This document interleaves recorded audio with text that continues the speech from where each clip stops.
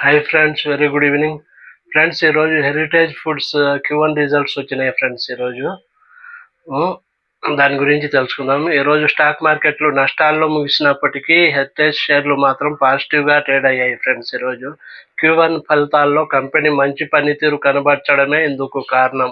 Okay, ఈరోజు heritage foods ఏకంగా 7.34% లాభాన్ని అందించింది. ఓకే, పెరిగింది, 7.34% పెరిగింది. ఆదాయం కానీ 10% పెరిగింది. నెట్ ప్రాఫిట్ 30% తగ్గి 40 కోట్లుగా నమోదైంది. ఓకే, నెట్ ప్రాఫిట్ 40 కోట్లుగా నమోదైంది. ఓకే, పాల అమ్మకాలు 2.8% వృద్ధి చెందాయి, పెరిగినాయి. 2.8% పాల అమ్మకాలు. 52 వీక్ హై, ఈ కంపెనీ 52 వీక్ హై వచ్చి 659 రూపాయలుగా ఉంది. ఓకే, ఈ company heritage foods current market price వచ్చి 492 రూపాయల 60 పైసలు. ఈరోజు 492 రూపాయల 60 పైసలుగా ఉంది కరెంట్ మార్కెట్ ప్రైస్ ప్రస్తుతం. ఈరోజు ధర Friday.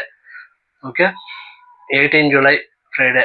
Okay, heritage foods market cap వచ్చి 4,560 కోట్లు. 4,560 కోట్లు హెరిటేజ్ ఫుడ్స్ మార్కెట్ క్యాపిటలైజేషన్.